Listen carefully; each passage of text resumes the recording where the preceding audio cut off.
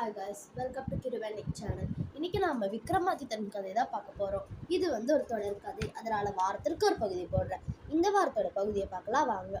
சென்ற வாரம் நம்ம என்ன பார்த்தோம்னா, ஐயன் அரசனிடம் சென்று நான் செல்வதற்கு வேண்டிய ஏற்பாடுகளையும் 3 மாத தவணையும் கேள் அப்படின்னு சொன்னான்.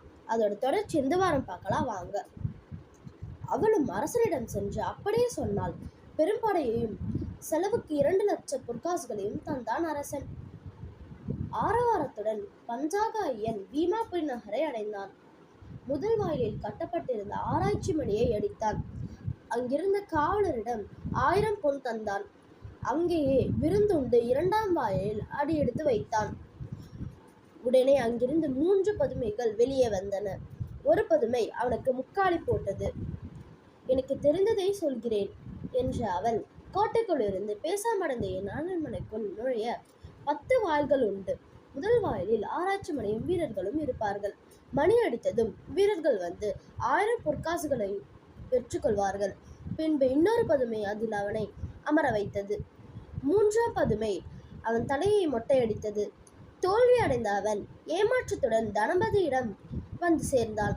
குணவதியை பார்த்து, அரசன், போட்டியில் தனபதி தோற்றுவிட்டால் உன்முறை வந்துள்ளது என்றான். தன் மாளிகை திரும்பிய குணவதி ஆண்டுக்கிழவரை வணங்கினான். நீங்கள் சென்று எப்படியாவது அந்த பேசாமடந்தையை வென்று வாருங்கள் என்றாள். குணவதியே, நீ என் மீது காட்டிய பேரன்பினால் இந்த முயற்சியில் இறங்குகிறேன்.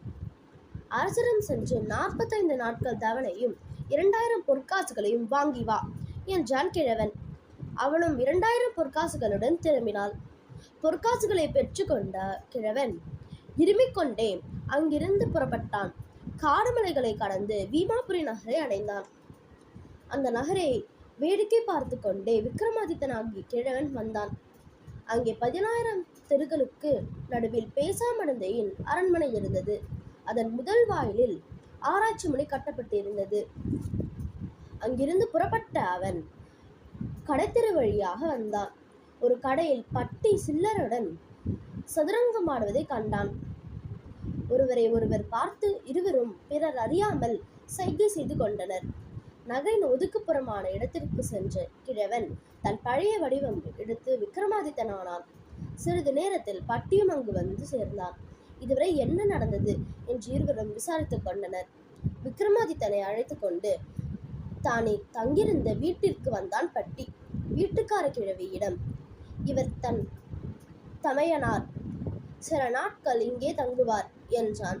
நல்லது, இங்கே தங்கட்டும், இருவருக்கு சமையல் செய்கிறேன் என்று உள்ளே சென்றாள் அவள்.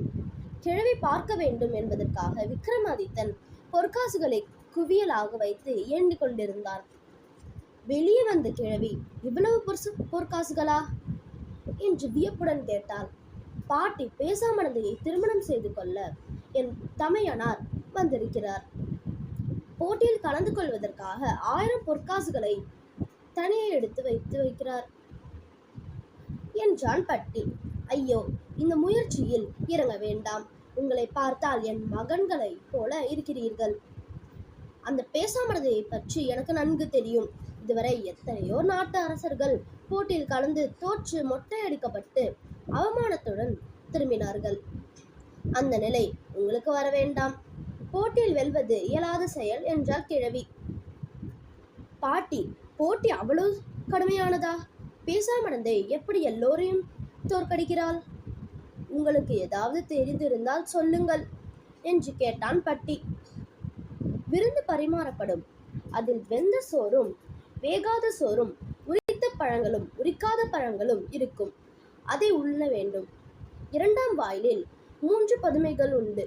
அதில் ஒன்று முக்காலி போடும், இன்னொன்று வந்தவரை அதில் அமர வைக்கும், மற்றொன்று மொட்டையடிக்கும்.